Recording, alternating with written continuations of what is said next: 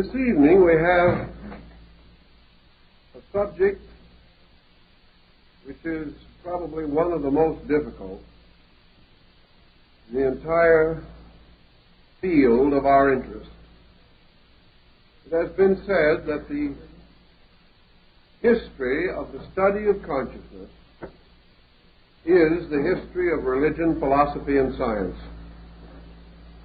That these fields all depend, finally, on the gradual unfoldment of concepts concerning the power to know, the means by which knowledge is attained, and all the other ramifications by which reason and judgment can be derived from experiences of awareness. Some of the early modern philosophers were of the opinion that the term consciousness should be dropped entirely, as having developed gradually around itself such a frustration of meanings that it was no longer possible to use the term or the word intelligibly. Today it means almost anything that the individual wants it to mean. He applies it to every type of cognition, and he also involves it in nearly all of his spiritual and religious beliefs and ideas, with the result that semantically the word lost boundaries, and since the 19th century has been in comparative chaos as to internal structure. I don't agree, however, that we can afford to drop it as a word or seek for a substitute. Rather, I think we must clarify, in so much as we can, the essential meaning of our term and try to rescue it from the involvements into which it has fallen. As might be naturally supposed, our first difficulty is to define the term consciousness, trying to discover what it actually means. What do we discover? What do we actually find? Apparently, the term consciousness is most generally used to cover the field which we term awareness. It is a power or a faculty by which we are aware. By awareness, we mean awakeness. We mean that these faculties are in a position or in a condition to accept the stimuli that may come to them from a variety of sources, external or internal. Awareness, therefore, is the state of being in the presence of a recognized phenomenon of some kind. We are aware of things around us. And this brings us to the first question that has been asked.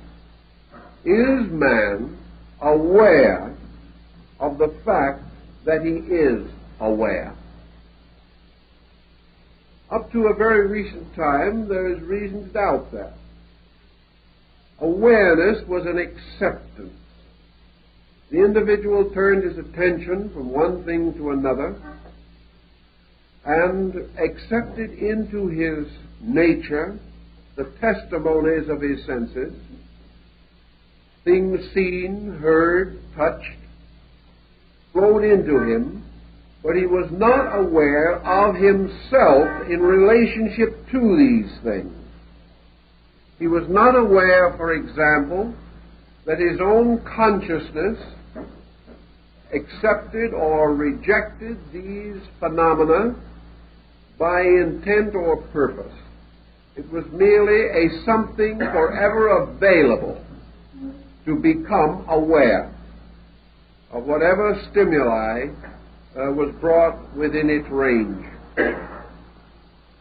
Gradually, however, the investigation of phenomena has led to the conclusion that whether we are aware of our own awareness or not, that there is a certain continuous activity from within ourselves, even in the most simple problem of seeing.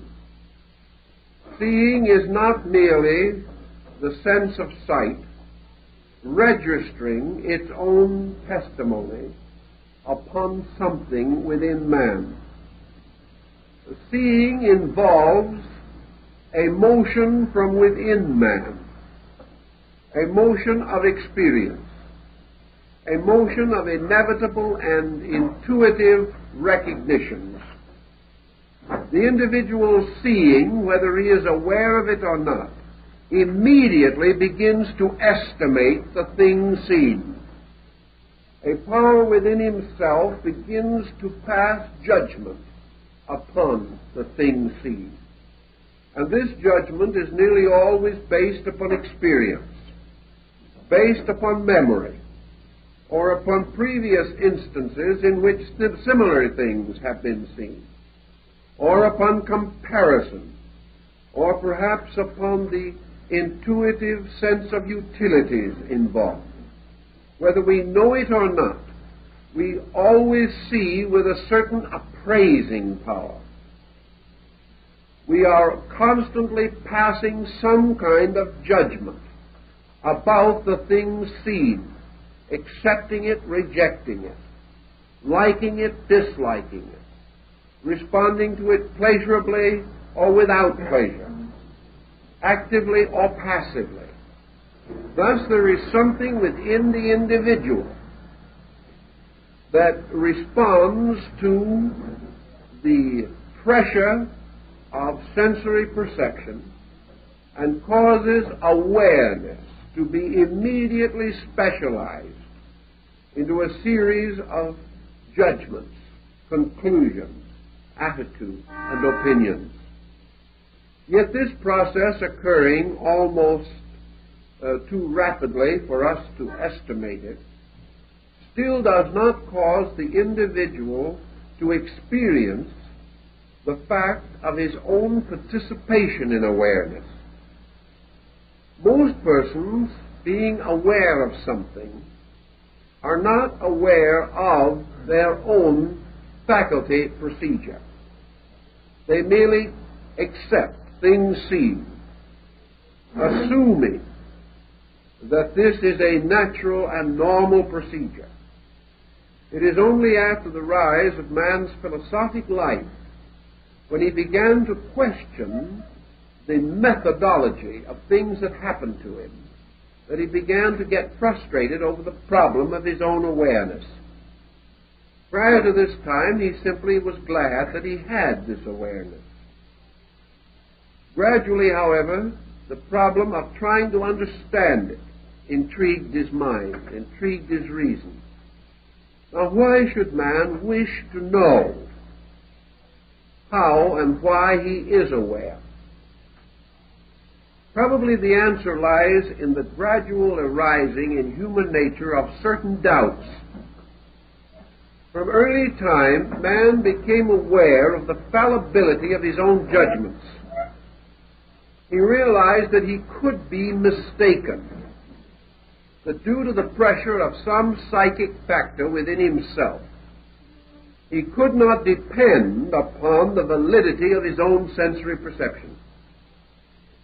He learned that he had a power by which he could pervert things seen or things heard, whereby he could interpret into something that which was not in it, or interpret out of it something that was in it. Therefore, that this process of awareness was not necessarily valid. When he began to experience this, he began to experience the need to rationalize this awareness process, to discover, if possible, where his own mistakes were. He began to realize also that he could not depend upon the sensory perception for final judgment in important problems. He could believe, as the ancients did, that the sun moved around the earth because it appeared to do so, and that when it set in the evening it went under the earth to light the world of the dead. He had a good deal of phenomenal evidence to sustain him, but he learned gradually that his senses were wrong, that what he appeared to see was not the truth. He learned in many ways that appearances could be deceptive, and by degrees he lost faith in the absolute validity of the initial impact of awareness. He became aware, for example, that people who looked nice and were well dressed could still cheat him. He discovered that individuals who looked very healthy could drop dead 5 minutes later. He discovered that what appeared to be a great bargain was wonderful only on the surface, and that appearances could prove very deceiving. He began to become suspicious of surfaces and of appearances, and sought stronger and more positive instruments by which he could judge value. The moment he began to search for the judgment about value, he discovered he had to use certain internal faculties, that he had to weigh and ponder and consider. And he gradually divided his mental life into two parts: a concrete or objective mental life, dealing principally with phenomena, and an abstract or subjective mental life that dealt almost totally with principles. Now, principles by themselves were difficult to deal with. A man has never succeeded in dealing with a pure principle. He has never been able to separate a value completely from association with objectivity. If you wish to, for example, try to estimate in your own inner awareness the nature of a completely honest person. Now, you're out after a quality. You're out after the quality of honesty. You want to construct for your own purpose an archetypal image of total honesty. It is utterly impossible for you to do so without some recourse to objective symbolism. Man, primitive in his thinking, first decided that his way to discover the honest man was to find one somewhere in the world around him, and then use this person as a pattern for all other honesty. We have done the same thing in religion. We have taken the one good man and made him the archetype of an ideal humanity. We have taken one virtuous person and called his way of life virtue. We have taken him gradually out of it, but we have never lost sight of the example which he gave, which becomes the standard for the estimation of an abstract value. Thus, our search for honesty had to center in the honest man.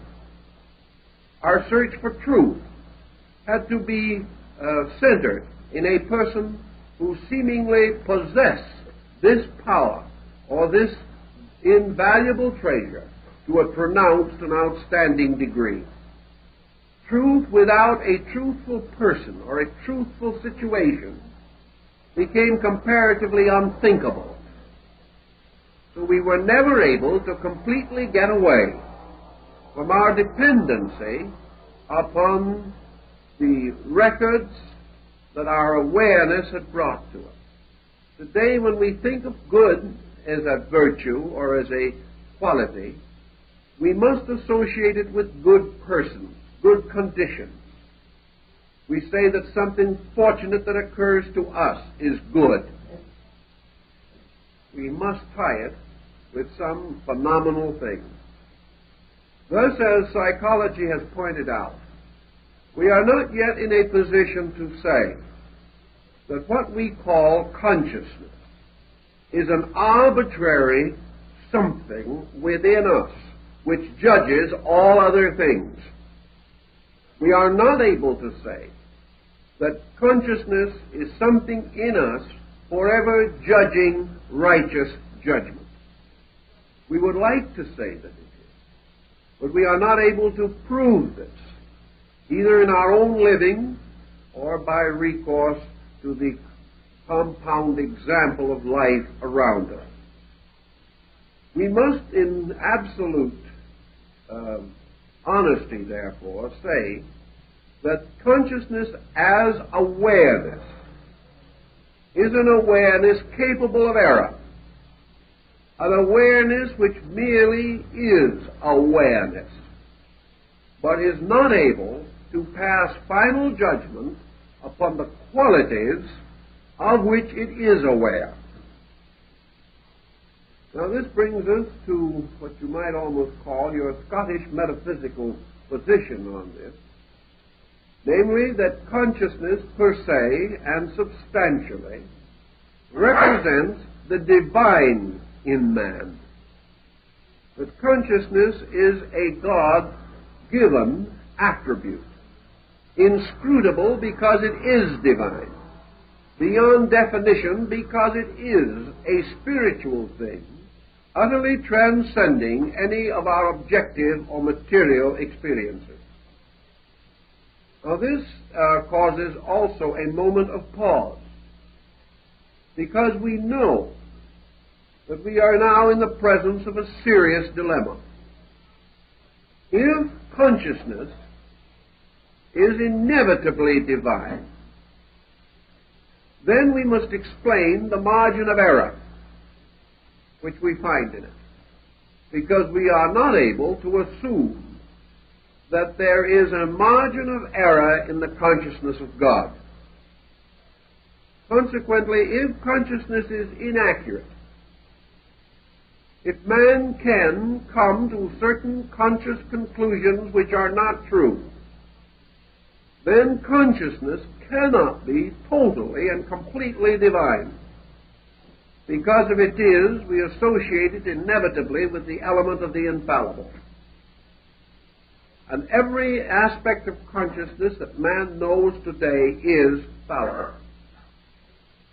We know, for example, that the noblest aspects of consciousness as we know them will be subject to modification in the future, and things which today we disregard or upon which we pass adverse judgment may sometimes be accepted as superior to what we have now, or what we now accept. Thus, consciousness cannot be more or nor less than a conditioned kind of awareness. Now, what religion is really trying to tell us is that we actually have no definition or no true and complete explanation for this fact that we are aware. Once we become aware, we can assume that our awareness is subject to error imposed upon it by mind and sense. Thus, the awareness of man, recording any phenomenon, may be subject to error due to false or inaccurate recording. The sensory perception was not correct or not complete in its testimony. This can and does still leave the root of awareness as an energy or as a power, a kind of spiritual electricity, a kind of life essence by which awareness is possible. Religion might well affirm that this life essence, prior to its entanglement in judgment, or prior to its extension in awareness, may be regarded as a sacred or divine element or agent. in the compound of man. Science today, striving to work this problem out, has had a number of hypotheses with which it has toyed, at least for a time. One of these concepts is that actually consciousness is a byproduct of body. That in some way consciousness arises within body. That it is due to the chemistry of the kind of creature that we are. And that no other kind of creature could have our kind of consciousness. Now, if this is true, however, and consciousness arises from a complete chemistry of the body, then it would naturally follow that any major change in the body would alter consciousness, and this is not true. Therefore, we are forced to pause in this thought. In the war, the late World War, there were men who lost both arms and both legs. The total amount of the body actually lost being nearly 50%. Yet there is no evidence that their consciousness changed in any way. It did not mean that they recognized any major change in themselves as centers of awareness. They were naturally handicapped and perhaps mentally and emotionally most disturbed. But actually, they did not change basic consciousness. Also, it has been noted that consciousness is removed from any area of the body that is separated from the circulation of the central nervous system. Therefore, that in some mysterious way, consciousness moves in and through the body by means of the central nervous system. Therefore, if consciousness be regarded as an attribute of body, then the chemistry or alchemy must take place within the central nervous system so that the bodily contributions pass through certain changes and refinements or reorganizations in these areas before they can be regarded as the ground of a conscious reaction. In the last 10 years, the problem has changed its complexion again. We have less emphasis upon consciousness as byproduct of biological function. We are again beginning to think of consciousness as something imposed upon body, something separate from and superior to body, either arising in a psychic field, which is an overtone of body, or else in a soul sphere, which is an undertone of spirit, and is itself superior to body. All these theories and problems and postulations have their strong advocates, but an advocate does not necessarily possess the full answer. So this evening and through the rest of this series of lectures, we are going to try to summarize and explore the field of consciousness as it is understood in both Eastern and Western religion and philosophy, and as far as we can in the terms of psychology and in comparative standards which have arisen over the last several thousands of years of human intellectual contemplation. We can then begin with one of the most basic concepts that we have, and that is consciousness as the subject of its own object. Consciousness was to most ancient people regarded as subject, therefore identified with self, or identified with I. Consequently, in seeking for early definitions of consciousness, it was customary to associate this power with the existence of a selfness or even a selfhood within the composition of man. Consciousness then became the primary attribute of self. I am, being perhaps one of the simplest, the most ultimate statements of consciousness, and a statement which has gone unchallenged for the most part through the ages, because no one has sensed or felt the audacity to say, I am not. It sounds very defeating, frustrating, and difficult to demonstrate, because the very statement of the individual that he is not implies that there is something that is in the position to make the statement, which it immediately nullifies, because the statement cannot emerge from that which is not. The man can deny, but in his very denial, he proves that which he seeks to deny, because he must use his own statement to deny his own existence.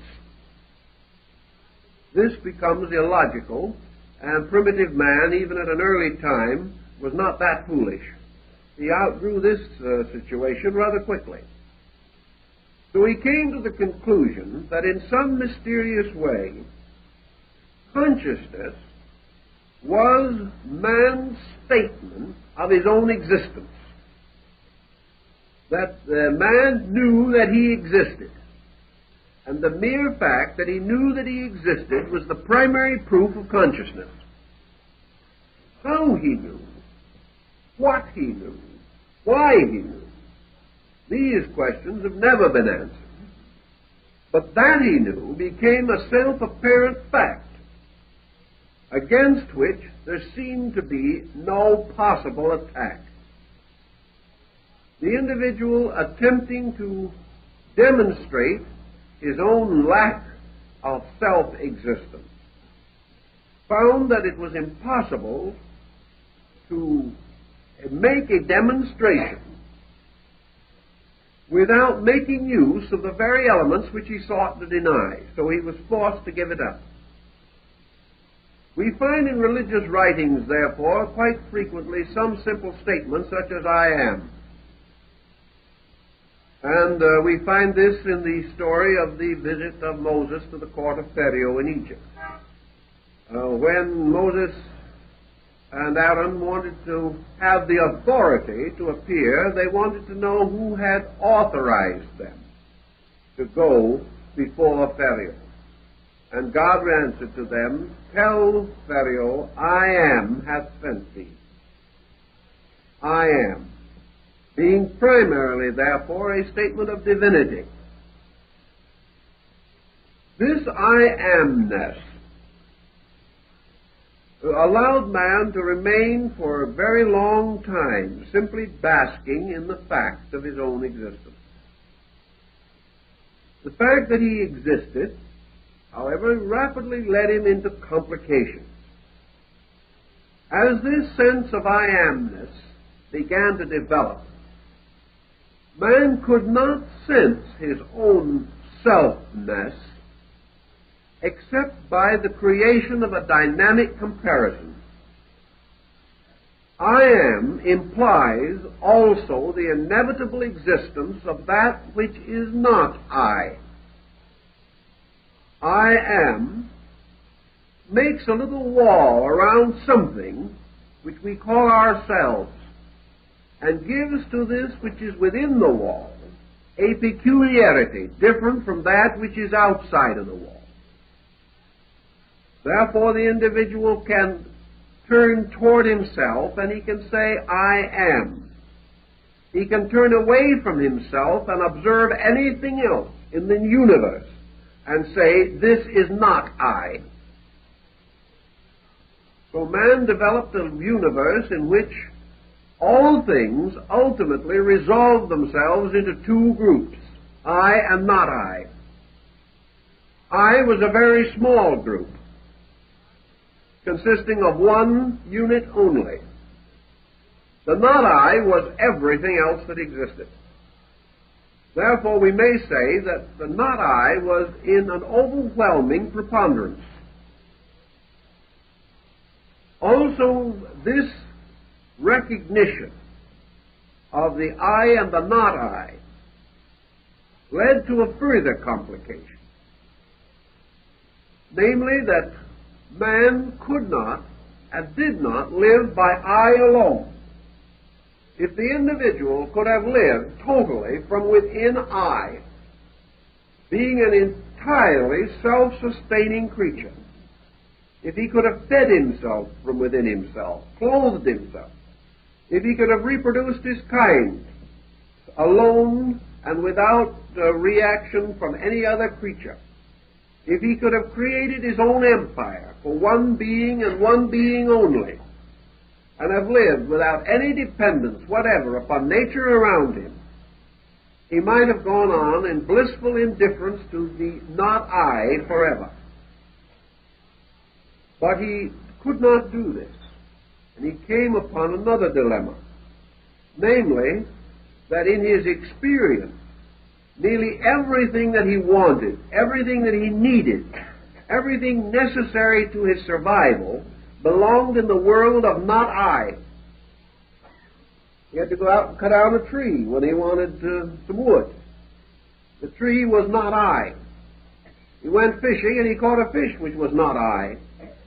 He then ate the fish, and then something happened, and the fish became a vital factor in the perpetuation of the I. The bones, however, he threw away. They were still not I. He had a family. He was very fond of his family in a primitive manner, whatever that might be. But that family was not I.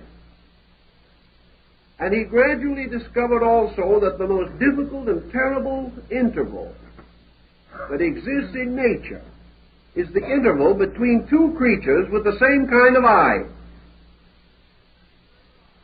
He didn't have nearly as much trouble understanding animals because he thought of them the way he wanted to, and if he was wrong, they could never correct him, so he thought he got along very well. But the moment he tried to explain another I, another self, he found himself in conflict with a being like himself, with purposes and principles which might not agree with his own. So man, struggling against this not I, discovered that himself as subject was under the almost continuous tyranny of his not self or the world around him as object. And we find this arising not more distantly than in our evening paper tonight. For we discover in reading the paper that there are many things happening in the world that we do not like. If we had anything to say about it, they wouldn't happen, according to our way of thinking.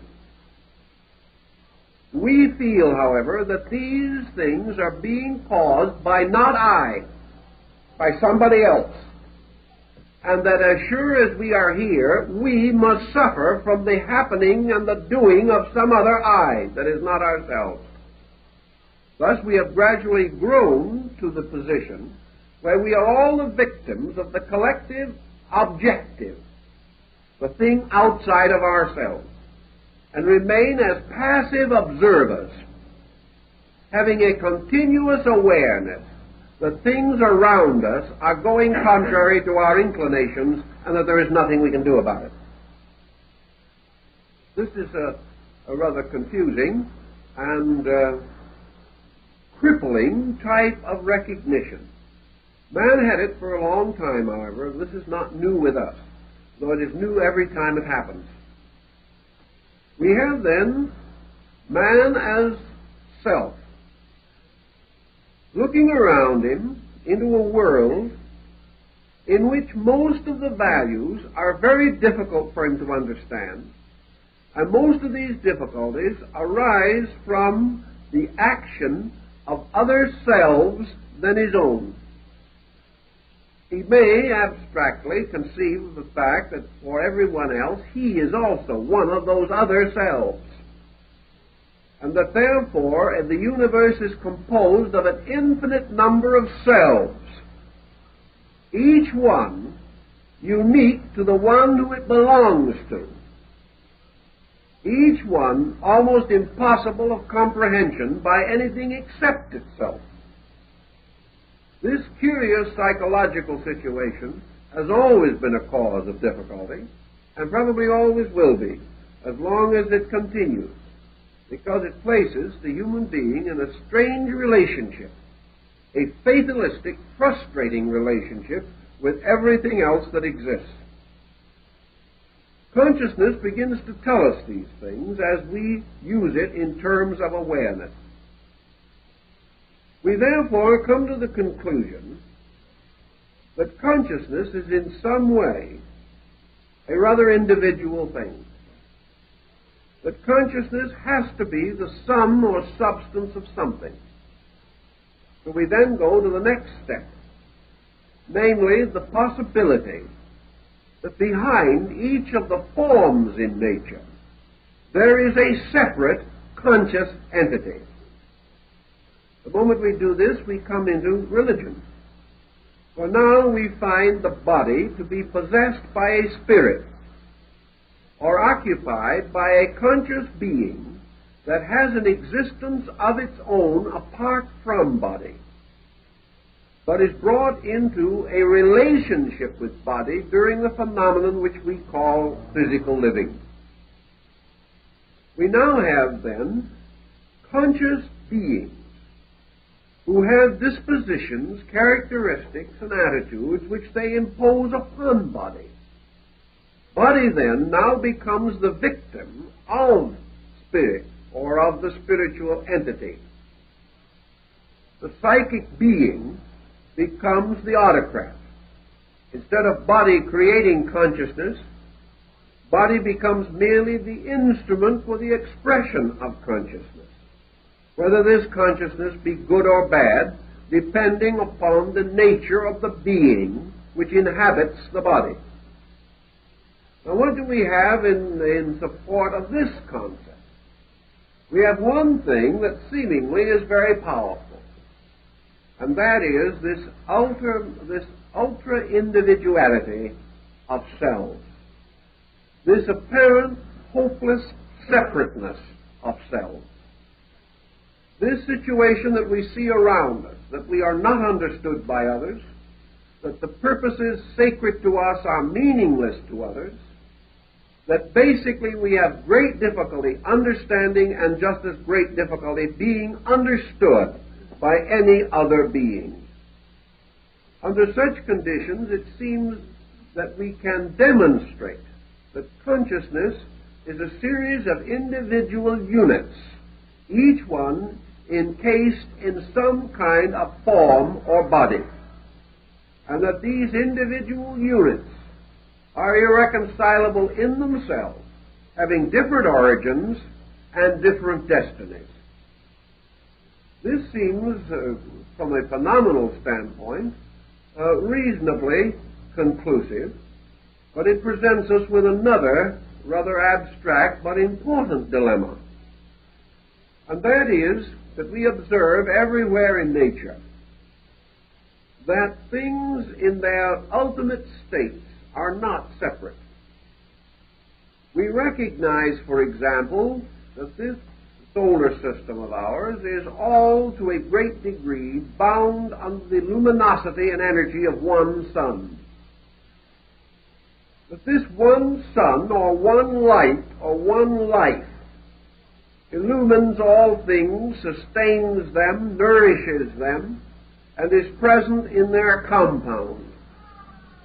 If this be true, we see in the power of the sun one light, susceptible of infinite differentiation. We know that the energy from the sun not only moves the planets and causes the grass to grow and inspires the poet and the mystic, but also sustains the worm and the insect and makes the earth fertile, makes the very water that we drink suitable for our use. Thus this life, though infinitely separate in its manifestation, appears to us to be one essential substance.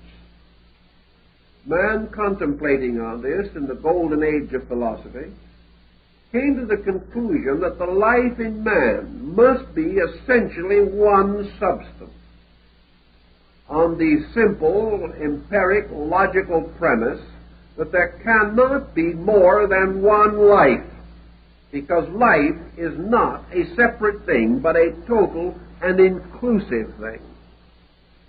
There can be many living things, but life is the common denominator of all of them. Therefore, life is a universal, even though living may be a particular experience.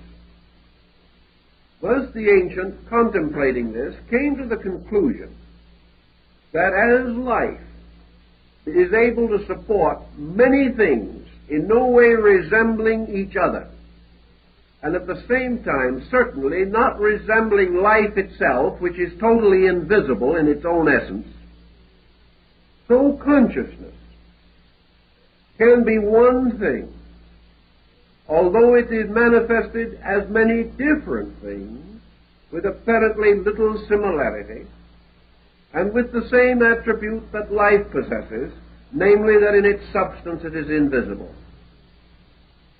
Thus, consciousness is one kind of energy, itself never to be experienced totally apart from involvement of some kind in a conditioning or modifying agent. That it is conceivable that life might ultimately be experienced apart from form, this cannot be denied. But such experience is not yet available to us as the basis for the estimation of value.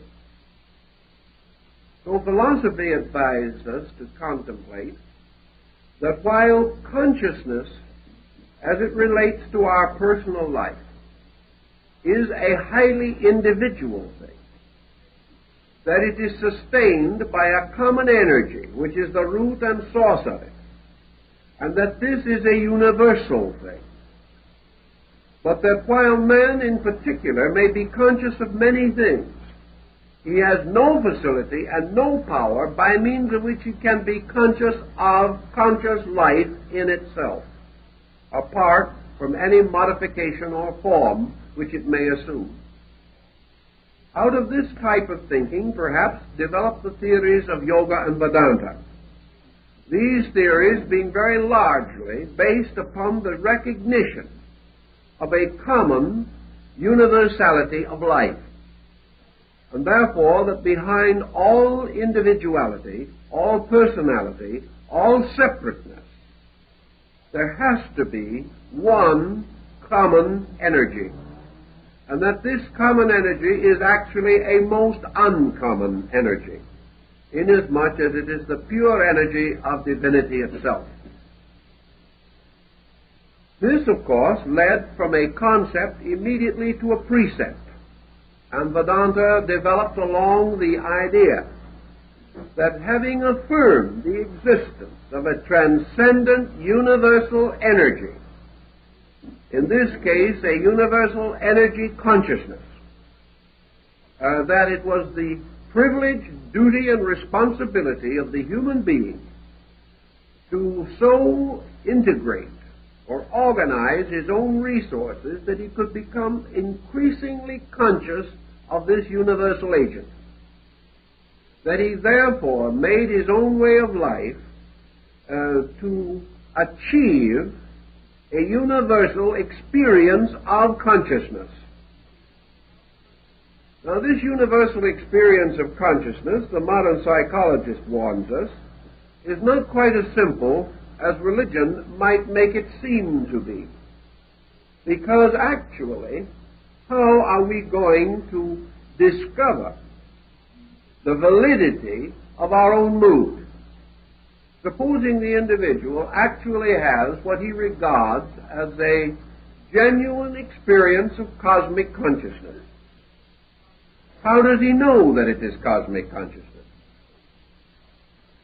By what comparison or by what value within himself is he able to judge the merit of any extension of his own consciousness beyond his own experience? This becomes a very difficult question. We may have an experience which seems to us transcendent. How transcendent is it? We may feel at any given moment that we have been elevated into a universality. Have we? Or are we merely drawing upon our own symbolism and simply projecting a mental image of a state which has become familiar to us through reading, through thought, through study, or through contact with some outstanding system of religion or ethics? I know, for example, that we all have studied what you might term consciousness dreams, dreams in which the individual appears to move into a superior state of consciousness from that of his daily living. He feels quite certain that he has entered into spheres of reality, transcending anything that he knows here. But has he actually entered them? Or has he merely visualized conditions that he has hoped would exist or could exist? Has he actually escaped the tyranny of his own mind? Or has he merely come under the more subtle influences of that tyranny, therefore a worse victim than before? This is hard to say without a very careful analysis of a particular incident under discussion. But it is a well-known fact that the individual can create a mirage, move into it, feel himself to have had extraordinary extension of consciousness, when in reality he has only intensely visualized certain mental patterns which he has previously experienced and accepted. All this causes us to be to a measure careful in our estimation of what this consciousness experience can actually mean to us.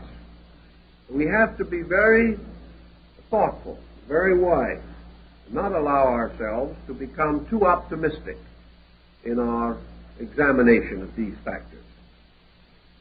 The fact still remains, then, that we are aware, and that this awareness troubles us to the degree that we try to understand how we are aware, and why.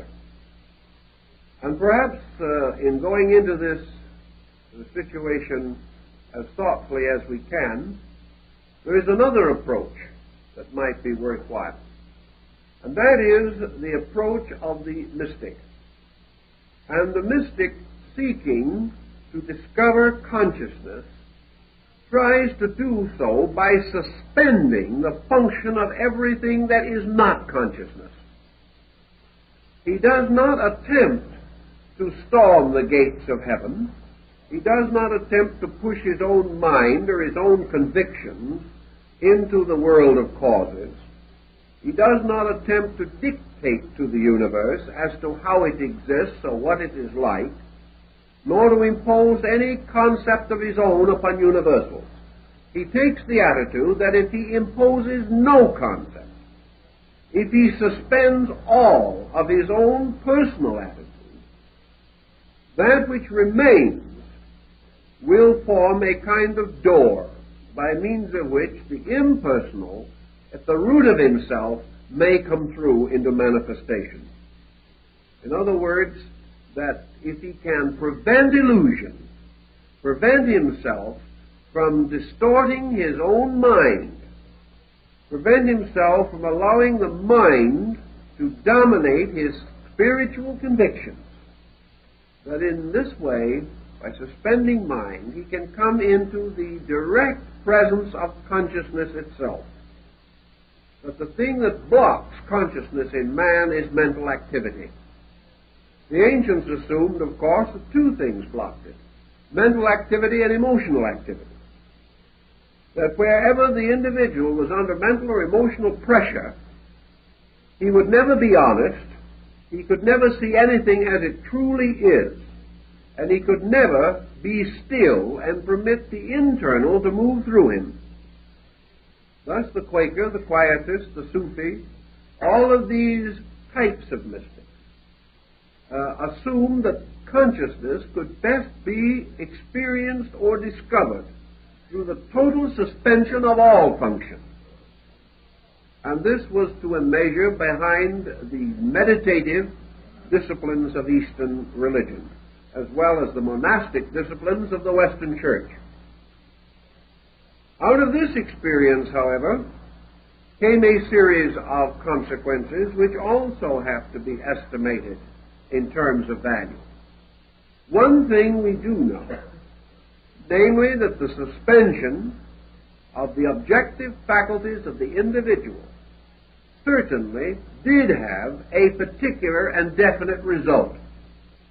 And that result was a distinct ennobling of his nature.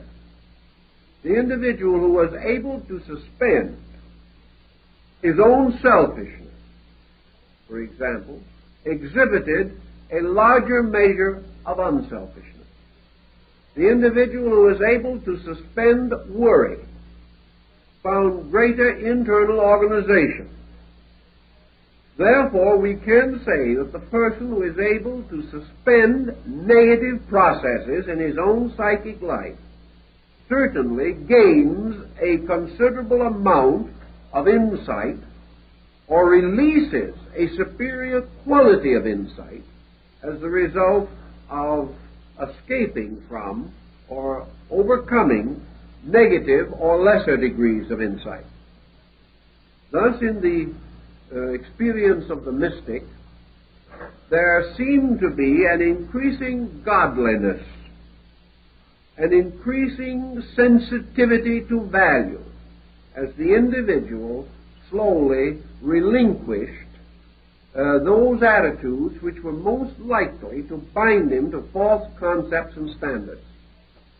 Here we have then perhaps the explanation throughout the whole world of what we might term the mendicant attitude in religion, namely that man not being able to serve two masters, those seeking God must first renounce the world. This renouncing the world was only symbolic, however. It was the renouncing of the entanglement in which the sensory perceptions, attaching themselves to objects, became hopelessly involved in these objects and in the destinies of these objects, to the degree that there was no longer any possibility of attaining a tranquility because of the non-tranquil nature of attachments. Attachments are always subject to improvement or to lack or loss of improved condition. They go forward or backward. The individual either becomes more or less. And these attachments never seem to stand still. And the individual captured in the moods and constant motions of these attachments must also bear their commotions and the confusions which arise within them. So the mystic simply takes the attitude that if you can suspend worldliness, that which you have left is God consciousness. That the individual who has no consciousness of his own, by that very fact becomes aware of universal consciousness. That universal consciousness and human consciousness have a common root, but that the one cannot be manifested, the universal, until the other, the personal, has been suspended. This again is the idea that man cannot serve two masters. Therefore, he cannot serve both the mind and the consciousness. He cannot serve the ego and God. And somewhere he must make the decision. And if he decides to serve truth, then he must gradually detach his awareness from all these pressures which cause illusion or have a tendency to result in a distortion of the testimonies of sensory perception. The story we have of Dante and his contemplation of the city of Florence follows in this thinking also. Namely, that the mystic, having impersonalized his faculties, is able to perceive all things in a more universal way. He is no longer concerned with friend or enemy. He is no longer concerned with wealth or poverty, youth or age, attachment or loss. And being free from these pressures, he seems to gain a kind of tranquility, a suspension of pressures. And this suspension of pressure has always been an essential part of the phenomenon of mysticism. So we then begin to say, what does this mean in terms of consciousness? It means a certain relaxation. It means that consciousness is no longer constantly moving. Awareness is no longer bombarding the center of itself with an endless stream of testimonies. Western man, confronted with this problem, takes the attitude that to suspend these faculties, to suspend the pressures of living, will mean to reduce the consciousness itself to a non-entity. What he is trying to tell us is that the consciousness has no existence apart from stress, that it exists primarily because it is challenged, and that consciousness is man's reaction to challenge, that it leads to the gradual strengthening of faculties and the intensification of energies, the development of the power of the will, and the gradual integration of resources against adversity. Therefore, that if we suspend the problems around man, we isolate him, and his consciousness simply goes to sleep because it is not challenged. That the consciousness, therefore, in man is something which rises primarily to challenge and has no existence apart from the need for itself, which man experiences in daily living. This, however, is not quite rational either.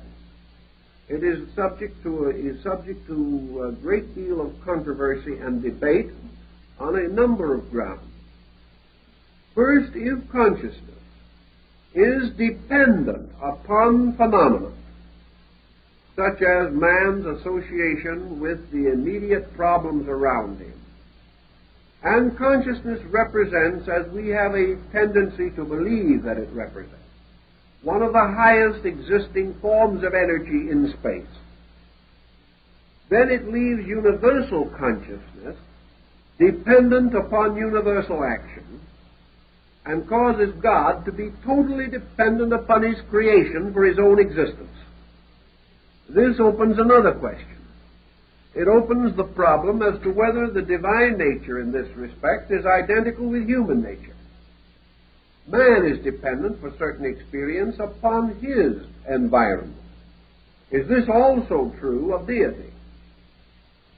Is deity aware of its own existence only because of the struggle of creatures like human beings, who must in some way find the solution to their mystery, and in so finding it, do they contribute to the ultimate discovery of the mystery by deity itself? The ancients were disinclined to this viewpoint.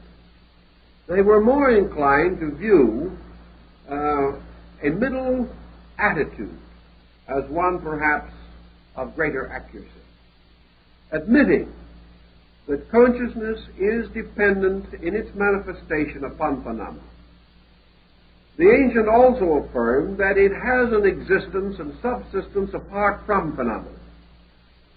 Therefore, that if the individual does nothing, in no way stirs mentation or emotion, suspends every faculty and observation and power that he possesses, that he does not, in so doing, destroy consciousness, or cause it to cease to exist, or to cease to have a natural faculty of its own. The ancients were inclined to assume that consciousness has an existence in itself, and that this existence in itself is perhaps the supreme mystery of all mysteries in the universe.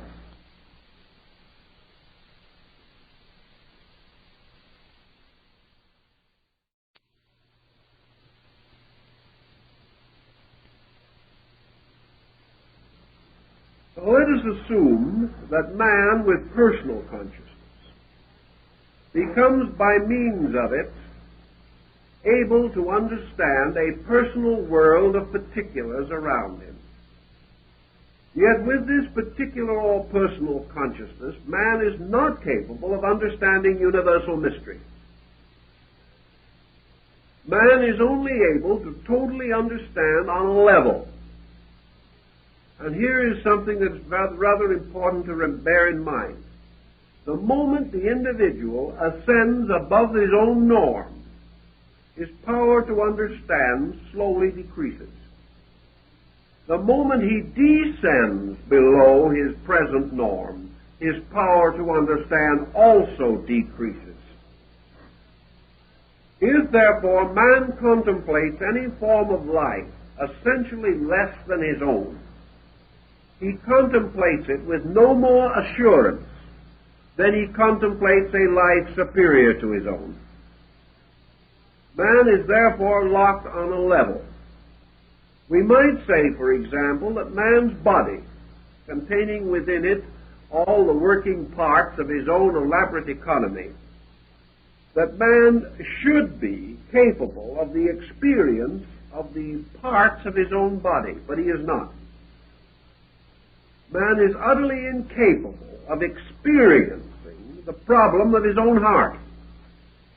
He is not able to experience in participation the project or problem of the digestion of his own food. To him, the mystery of his own digestion must be studied out of a book as though it belonged to someone else.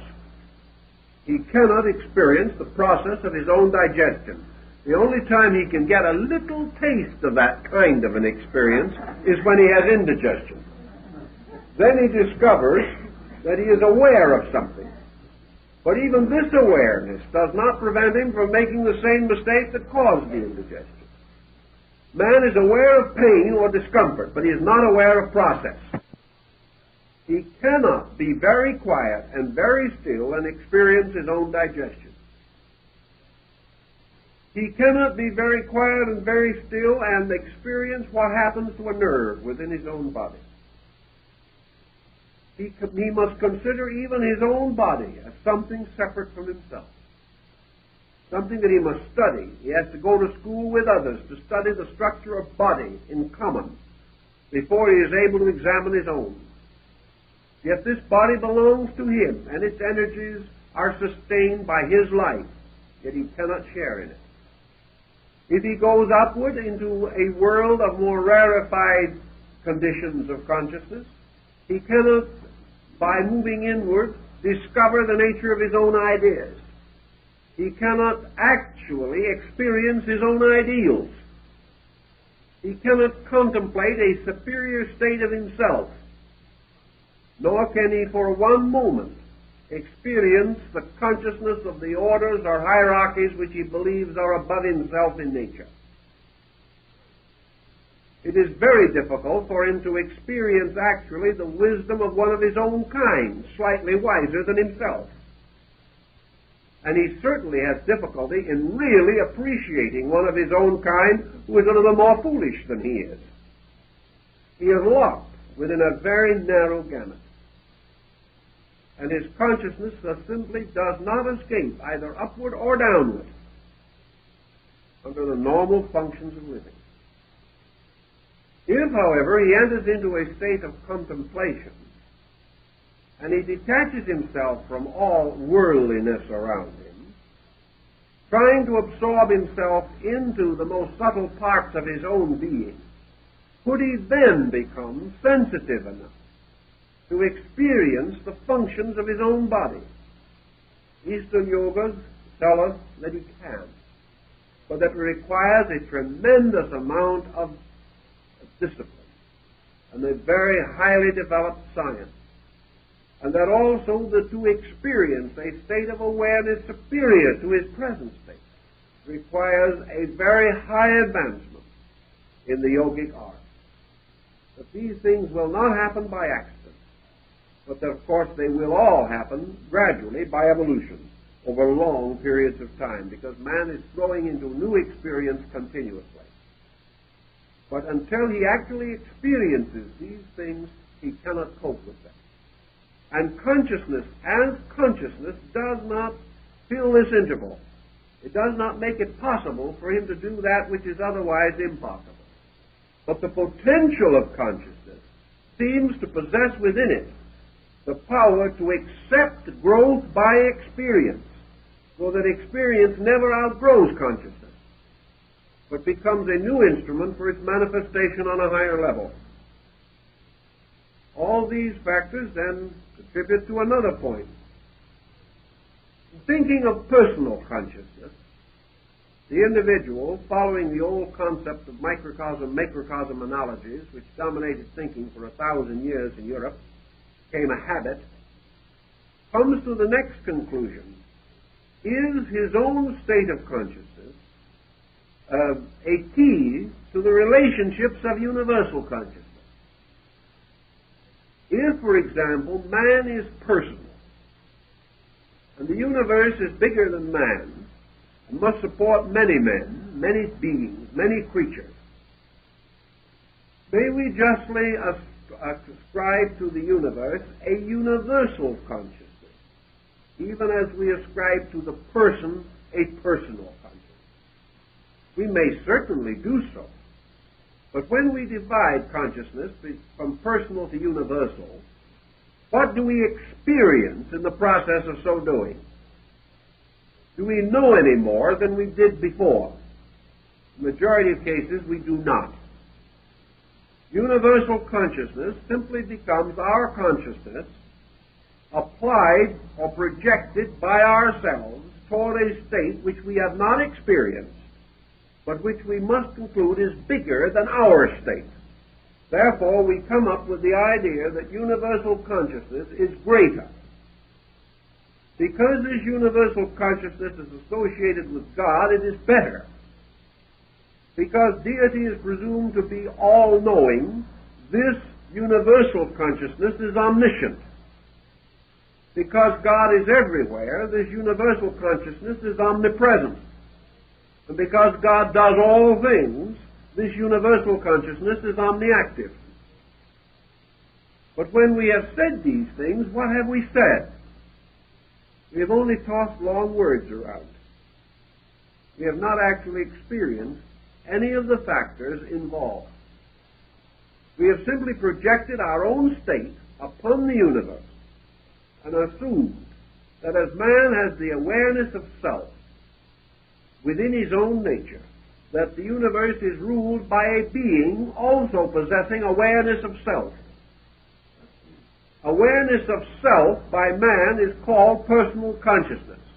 Awareness of self by deity is called universal consciousness. Because deity, being the universe, being the totality of existence, self-awareness for deity implies total consciousness. Yet, self-awareness as applied to man does not imply personal total consciousness. We are to assume that deity, by its consciousness, is aware of the sparrow's fall. But man, with his world, by his personal consciousness, is not aware of the infirmities of his own flesh. He may sicken and die before even recognizing the symptoms. Man is not aware of the burden placed upon the blood vessels of his own body. He does not have to carry the load of the smallest cell as a conscious experience in his own life. Yet, man as a person controls a body of which he is unaware, and which he therefore frequently perverts to his own ambitions. Had he the consciousness of it, he would not do so.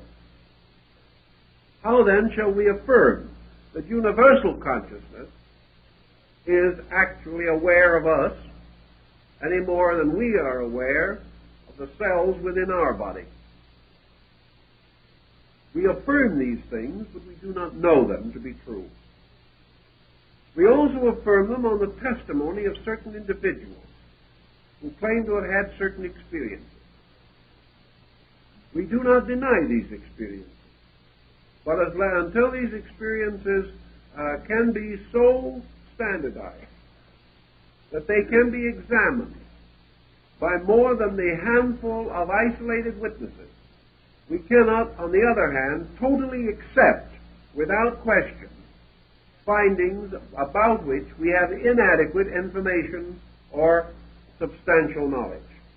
We must keep many of these points in comparative suspension, because we simply do not know. I have a feeling, however, that if we are to search for the answers to these things, and psychology is desperately seeking these answers today, perhaps more than ever before, and in the future probably even more avidly than now, that we have to recognize that consciousness, as we wish to understand this, is more than merely universal cognition. I do not think that the actual definition of consciousness in terms of universal consciousness means universal cognition. I question if we will be able to supply evidence that consciousness is directly associated either with cognition or awareness. That these terms represent our effort to explain an aspect of consciousness rather than the total nature of consciousness itself. In all probabilities, consciousness is, as far as we are able to estimate, not conscious.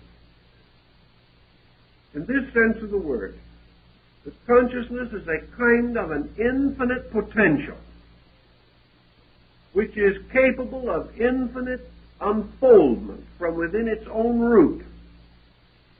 But the root itself is so completely remote to our experience that we have no adequate way of defining it. This does not mean that consciousness does not exist, but rather that what we know as existence is not enough to involve or enclose our concept of consciousness. Our word existence does not go far enough. No thought or term that we have goes far enough. No state of being that we can experience is close enough to consciousness to give us any clue to its essential nature. Perhaps the nearest clue that we have is this process of suspending a function that is not consciousness. But out of this suspension, for the most part, we arrive at a total suspension. We come into the presence of a timelessness, a beinglessness, in which, according to the testimonies of the ancients and those who have experienced these things, we gradually lose sense of self-existence. That true samadhi, or true nirvana, as taught in Asia, is the complete suspension of the sense of self-existence. The individual reaches a state in which he is not aware. And furthermore, by this means, he also has reached a state in which he is no longer aware whether he is aware or not. The complete suspension of the state of knowing awareness. Therefore, in this instant, the individual escapes time and place totally. Consequently, what we call awareness is related to time-place association. We are aware of time and place, of the relationships of these things upon each other. Time, place, things. All these are essential to awareness. The suspension of time, place, and thing causes the suspension of awareness. In that instant, man is unaware of his own existence or non-existence. So we study the problem as carefully as we can to discover, if we can, what the individual is cognizant of while he is not aware. Well, that's a pretty problem. In other words, it's an extension of the idea, what is he thinking about when he's not thinking? In the Samadhi and in the experiences of Eastern mystics, there is a peculiar term which comes in, which I don't think has been much discussed in the West, except perhaps among some of your old medieval saints. And that is this reference to blessedness, reference to bliss, and to a state of almost perpetual ecstasy, which seems to mark the profound, mystical, apperceptive mood of these saintly persons. Having transcended all personality, time, place, condition, there seems to be described a state of bliss, a state of timeless, measureless, beingless bliss.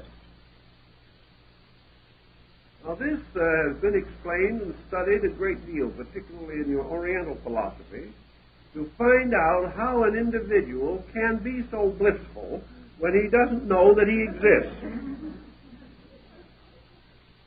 But he comes back with an answer which confounds the elders and leaves the entire situation in very much of a dilemma.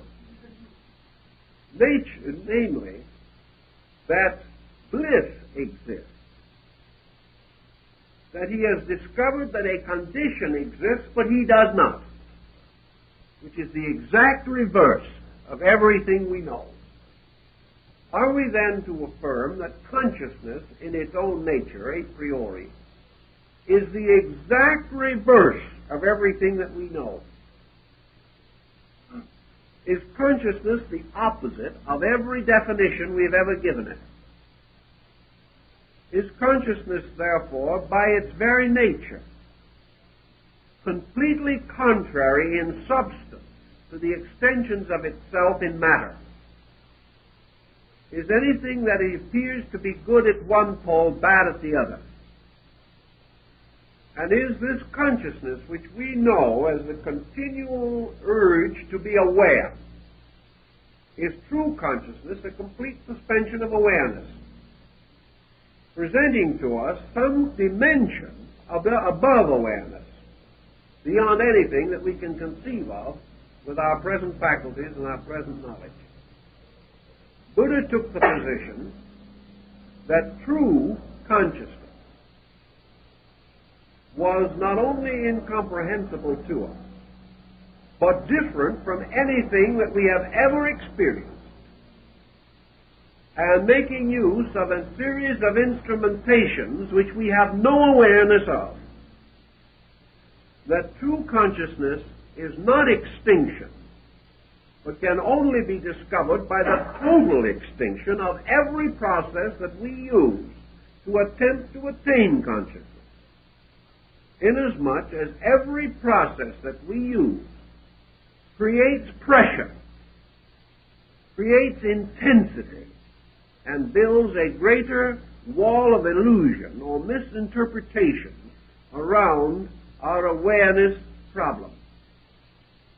So he took the simple answer that universal consciousness can never be known until it is experienced, and that when it is experienced, it is discovered to be perhaps what the mystic says, not the individual aware of something, but condition itself aware of the individual, that there is a positive polarity in space, and that true consciousness is the universal being aware of the particular, whereas consciousness as we know it is man as a particular forever seeking awareness of universal, or that which is separate from himself.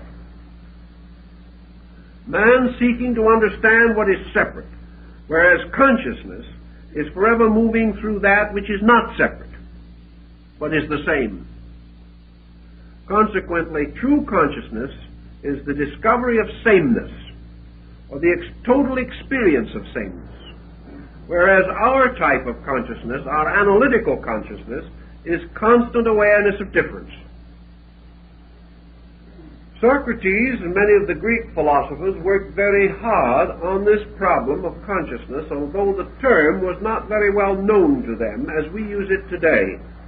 In fact, the type of consciousness that we refer to was unknown to them, because they had an entirely different attitude toward this entire subject.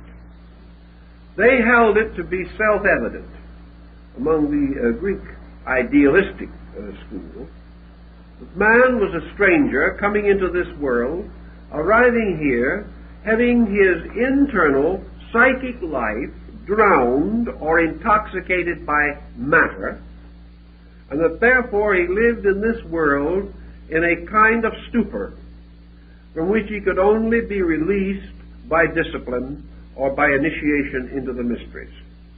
That if by virtue and integrity he lifted himself above the restrictions of his own body, gaining during life victory over his own senses, emotions, and desires, that he might then return again to the spiritual estate from which he had come. This concept was almost a complete pattern. The Greek mind did not go further than this, because it also dealt with the concept of metempsychosis, or rebirth, assuming that the individual would have to be reborn many times before the ultimates of consciousness were of any particular importance to him. This left the situation almost untouched, except that Socrates and most of the Greeks, including Pythagoras, pointed out clearly that the road to consciousness was the road to separation between worldly and divine matters, and that every individual seeking consciousness must attain this separation within himself, restoring to value those things which were valuable, and relinquishing such attachments as might interfere with the ultimate victory of the soul over circumstances. Thus, in the Greek, we have the beginning of the idea that man must attain some kind of a victory over natural habit or inclination before he could experience the true mystery of consciousness. In the East today, as in long ago, this consciousness problem presents itself in a variety of ways. Zen has one approach to it. Lao Tzu, in his Taoist teachings, had another approach to it. But all of these approaches have to do with certain things. One of the points always emphasized is discipline. Now, how shall we understand discipline in relationship to consciousness? For example, how are we to assume that man's consciousness, being as it is more or less polluted by the condition under which he exists, placing upon him or making available to him a discipline superior to his own state? Yet we know this can happen in the ordinary life of man. We know that a man who has lived a corrupt existence, becoming aware of this fact, may place a resolution upon his own nature, by which he is going to correct these faults of character and restore his integrity as a person. Thus man may, by perceiving those around him, and being inspired by conduct superior to his own, or discovering that his own conduct is no longer suitable to his nature, may improve or change himself. Discipline implies this particular kind of adjustment. Discipline is the mature person placing certain restraint upon his own conduct. One kind of discipline is called lawfulness. It has to do with social adjustment, in which the individual restrains his conduct because certain conduct is dangerous and detrimental to society and opens him to punishment. There is another type of self-restraint which is posed upon the individual who has discovered that excess is dangerous to his own nature. He has discovered that unhappiness, misery, sorrow, pain, these things have arisen from his own conduct. Therefore, he is inspired and impelled to make certain changes within his nature.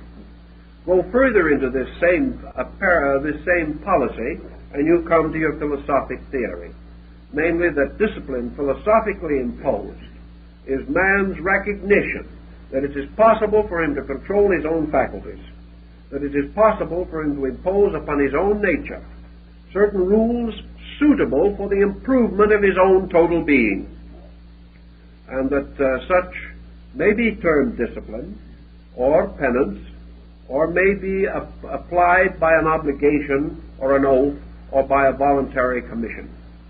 All of these things ancient peoples understood, and they made certain vows, and they took certain rites by which they dedicated themselves to the better conduct of their own lives. So in yoga and in most of the Eastern disciplines and in Christian monasticism, rules for the refinement of self were taught and were imposed upon those who desired certain spiritual advancements.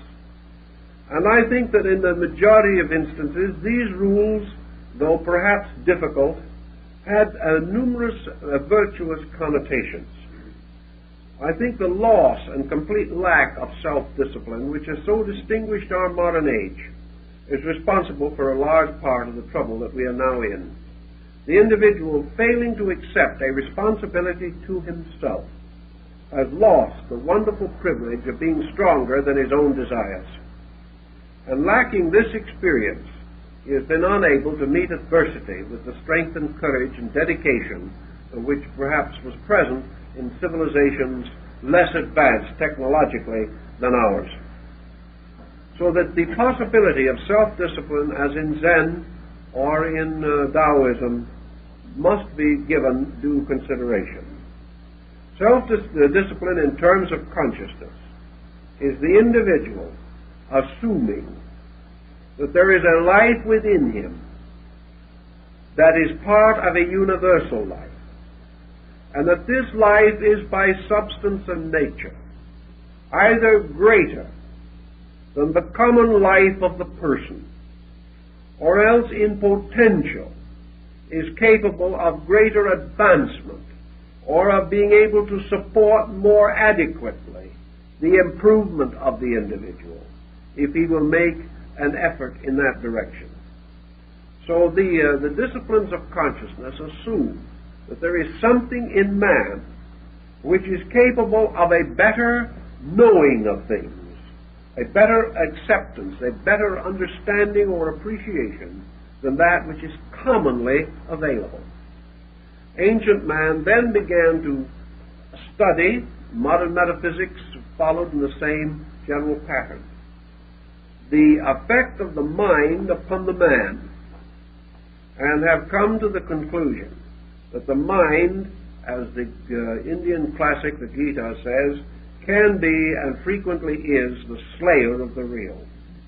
That man's mind, setting upon him certain personal patterns and habits, causes him to develop a kind of characteristic or a false kind of personality or temperament, and that the findings of this false temperament pass as findings of consciousness when they are not.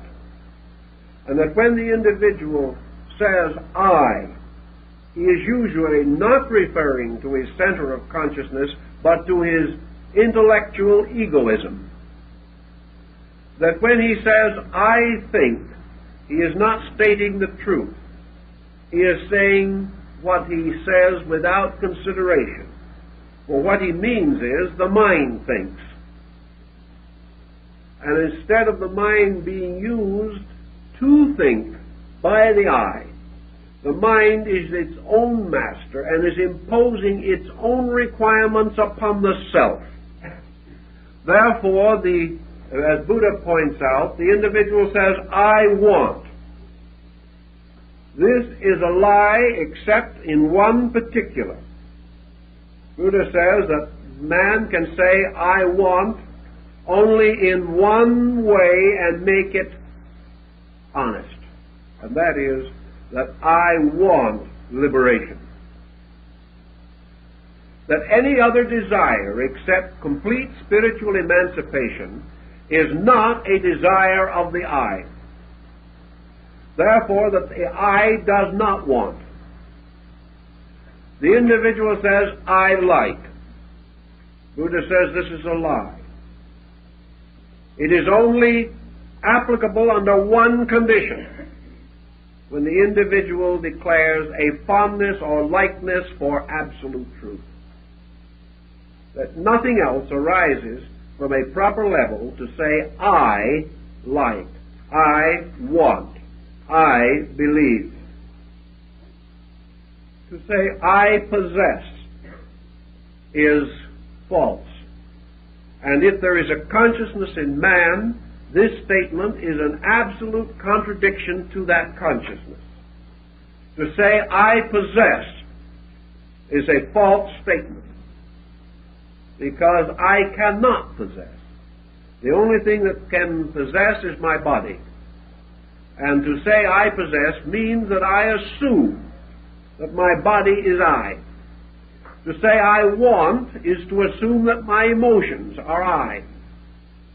To say that I believe means to assume that my mind is I.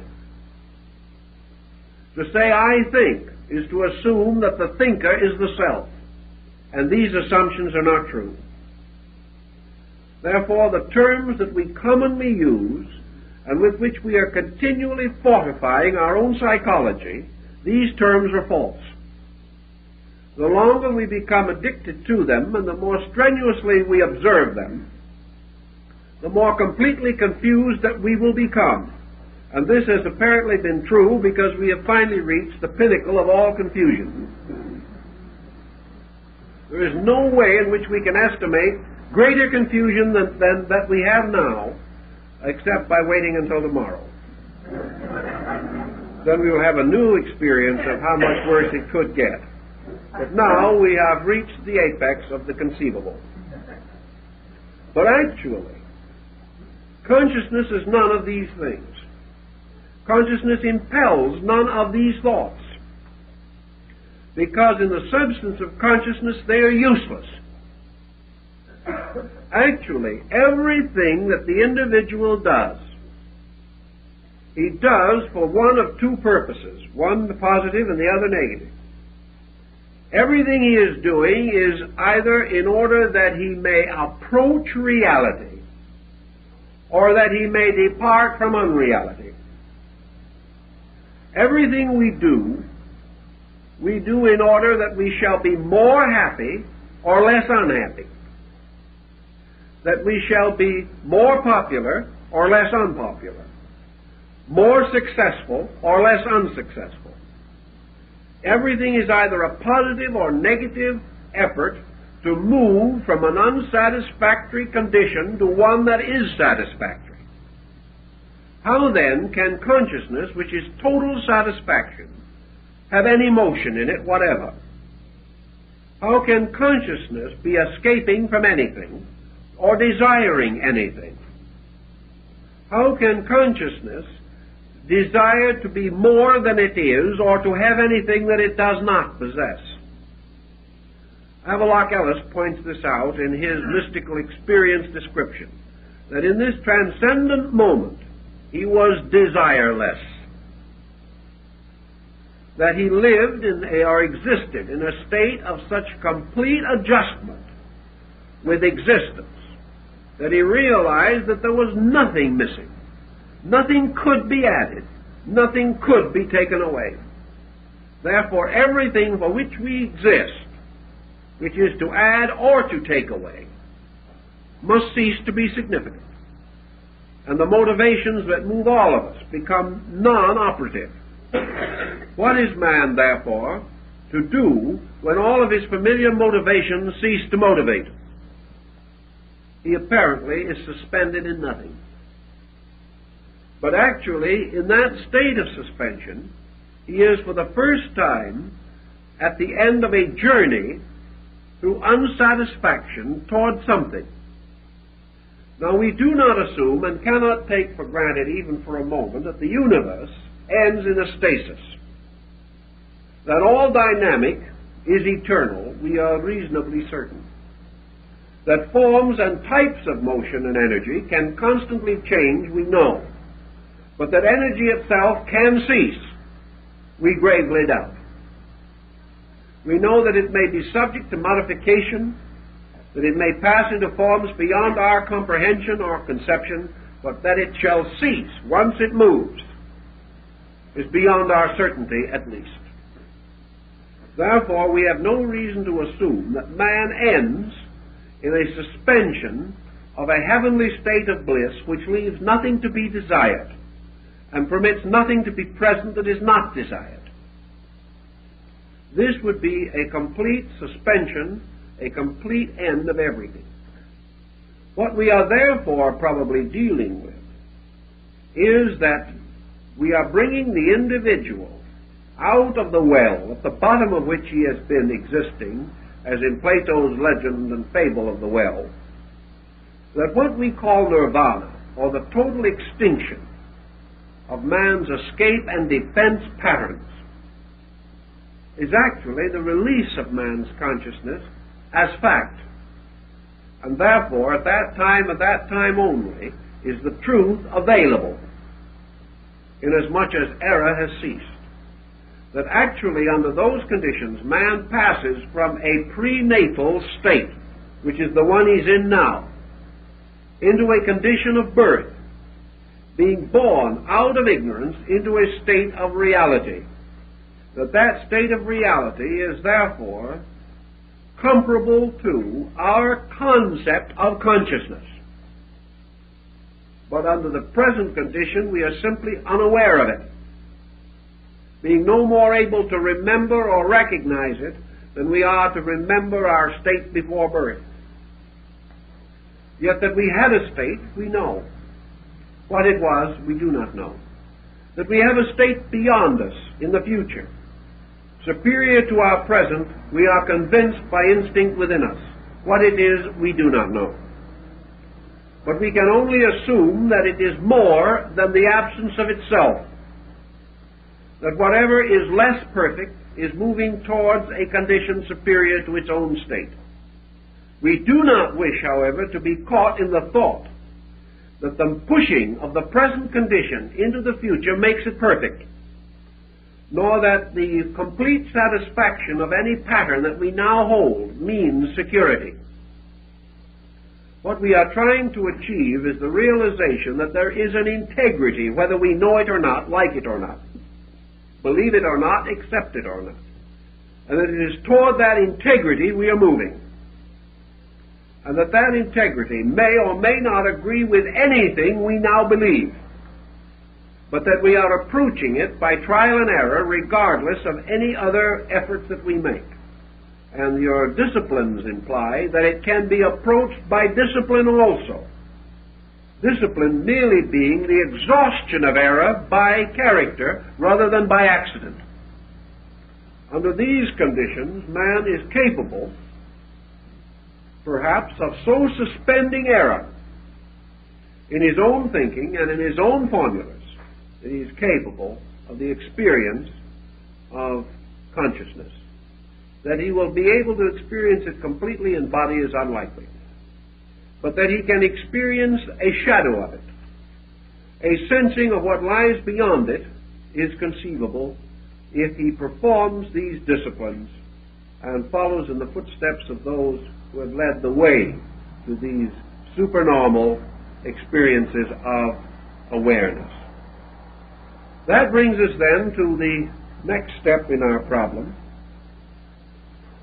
What is the difference between universal consciousness and universal mind?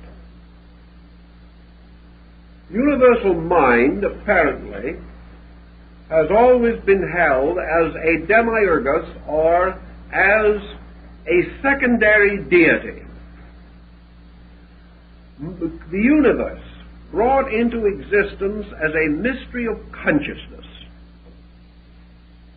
Therefore, creatively engendered by consciousness which is creative, And creativity is the principal difference between consciousness and intellect.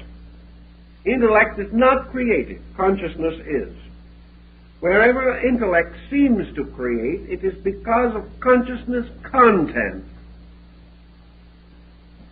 that is behind or operating in pattern with intellect.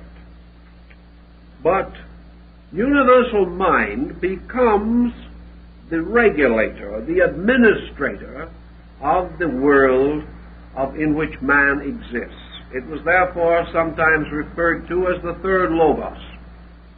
It is the world, mind, or intellect, the imposer of regulation, rule, and statute.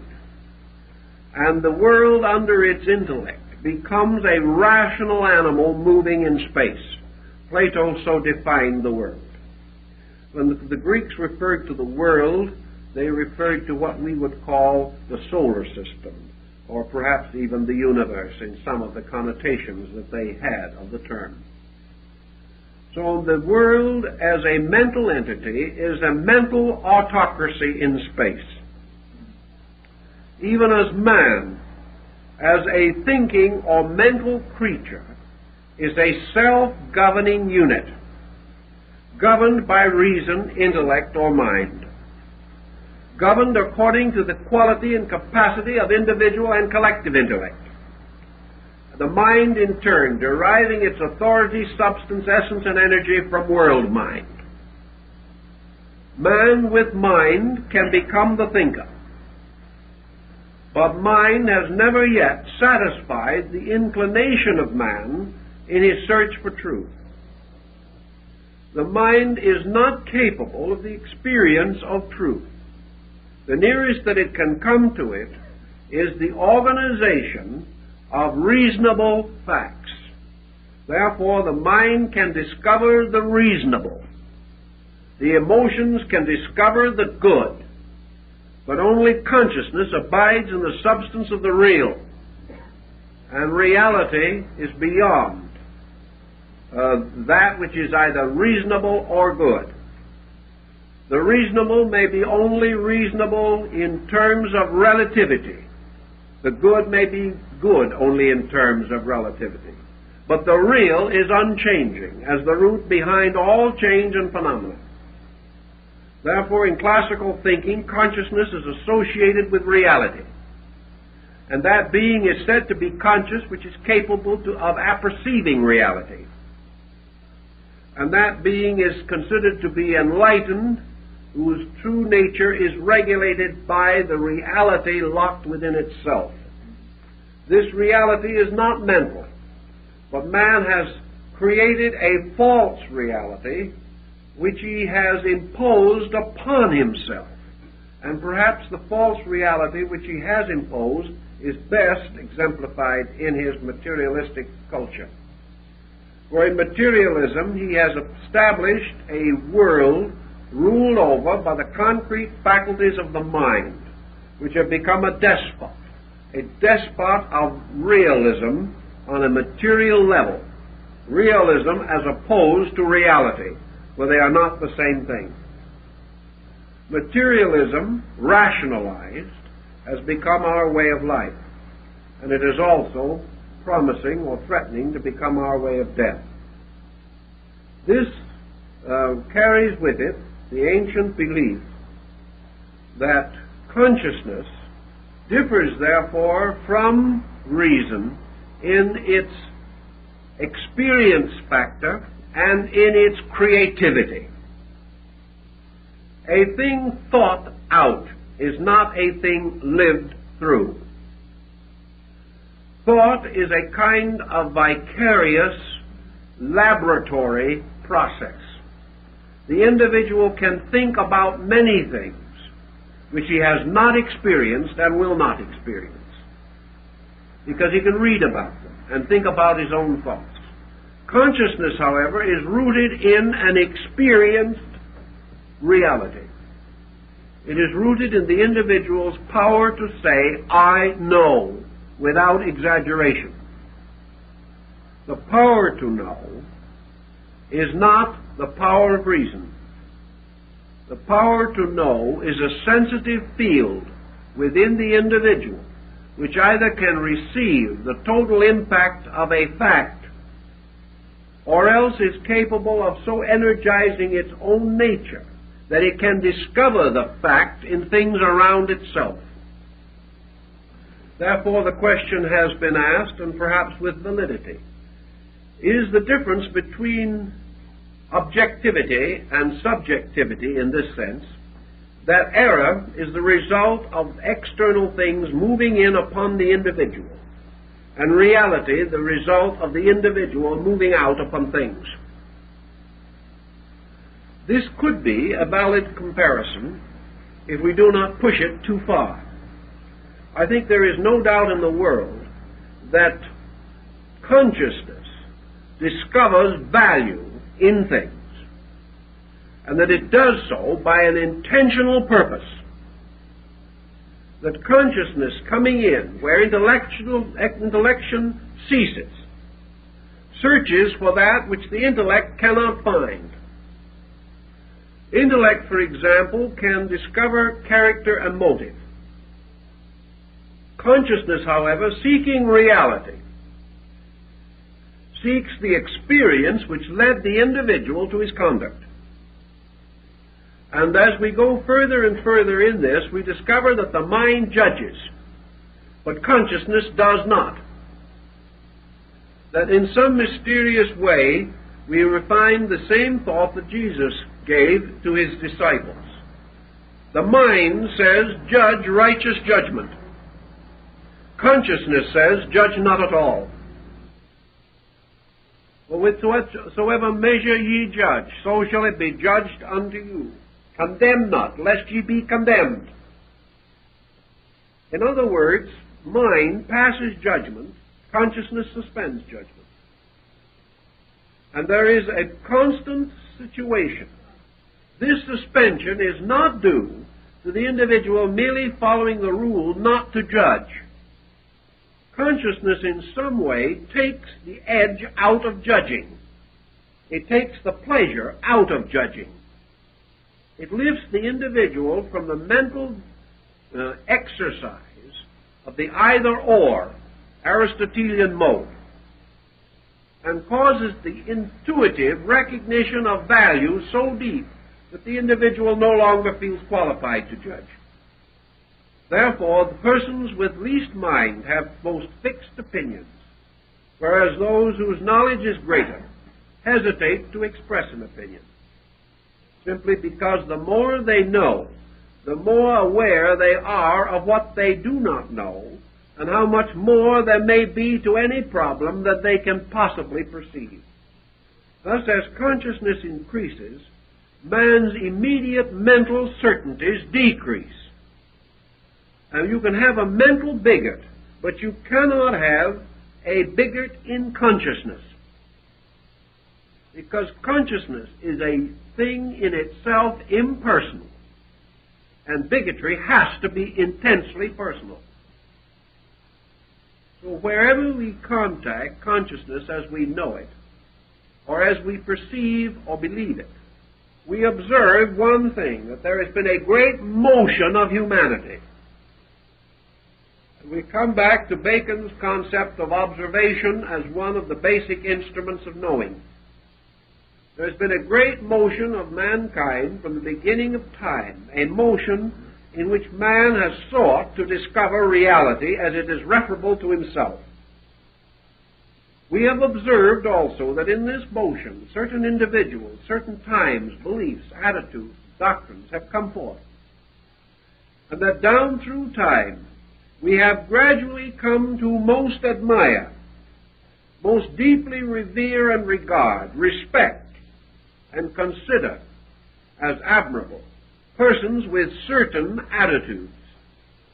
We have also gradually come to observe that persons with those attitudes have been vindicated by history, that with the gradual passing of time, these persons have been proved right, whereas those with different or other attitudes have not been proved right.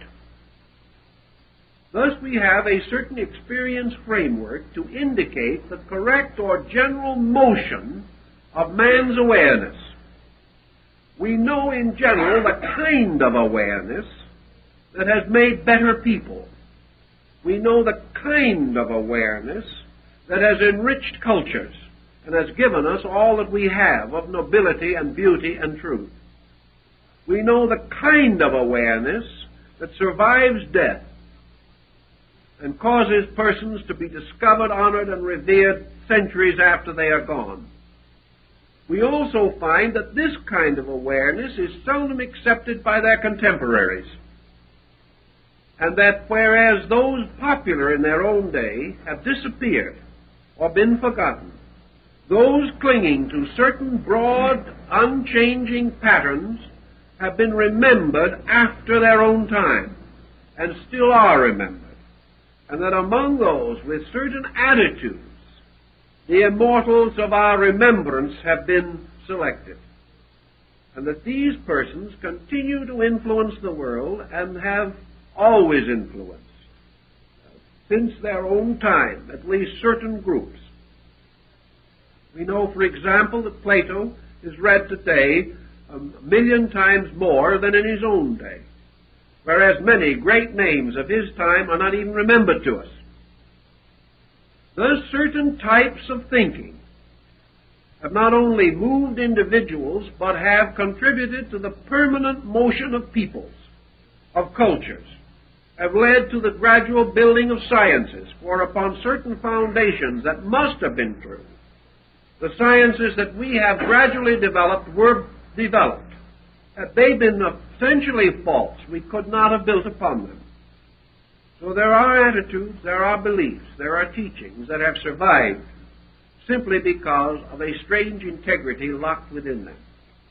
These patterns give us some concept of what constitutes the direction in which man is presumed to be moving. We know that such consciousness as this, such attitudes as this, are exemplified by the Sermon on the Mount of Jesus, by the words of the prophets of ancient Israel, by the wonderful discourse of Muhammad at Mecca, also by the first sermon of Buddha, seated at Sarnath, along the side of the Indian road, and in the wonderful works of Confucius and Lao Tzu, that these have all struck certain identical chords, and that man has instinctively known that these were right, regardless of how he conducted himself. Thus, out of this, we have a direction of consciousness. We know that this direction has caused us, for some reason, to admire most those who, forsaking all other things, have clung to truth, and those departing from all personal or selfish ends have dedicated themselves to the common service of their fellow men. These persons have lived. Therefore, the search for consciousness, or the experience of consciousness, is bound into this pattern, so far as we are able to understand it. And if there is a way toward consciousness for man, it is in this way of gradually decreasing selfishness, decreasing personal ambition, and the gradual elevation of universal value above personal value, that such a compromise of position, that such a change from our common pattern, has caused great sorrow and misery to these people, we know. Yet in themselves they were greater than their sorrow or their misery, and out of them has come historic martyrdom, individuals who were perfectly willing and gloriously ready to sacrifice their lives to protect others or to preserve principles and convictions which they regarded as greater than life. Thus we find the evidences of the courage, internal resource, and strength bestowed by certain convictions, as opposed to the common weaknesses resulting from certain other convictions. From these broad factors, we must finally come to the conclusion that man has accepted subconsciously, whether consciously or not, has accepted subconsciously that there is a consciousness superior to intellect, that this consciousness has an existence apart from intellect, that this consciousness is impersonal, universal, and in its essential ideals and principles seeks to bind up all differences, unite all discords, and reflect or reveal the common unity within life and living. That this consciousness has to do with the mending of broken things, the overcoming of all separateness, man's outgrowth of egoism, selfishness, ignorance, and superstition, and that within man is the vision of this need, and that discipline comes to him as he gradually clarifies this position and seeks to gain the strength of internal resource available to him once he begins to move in harmony with it.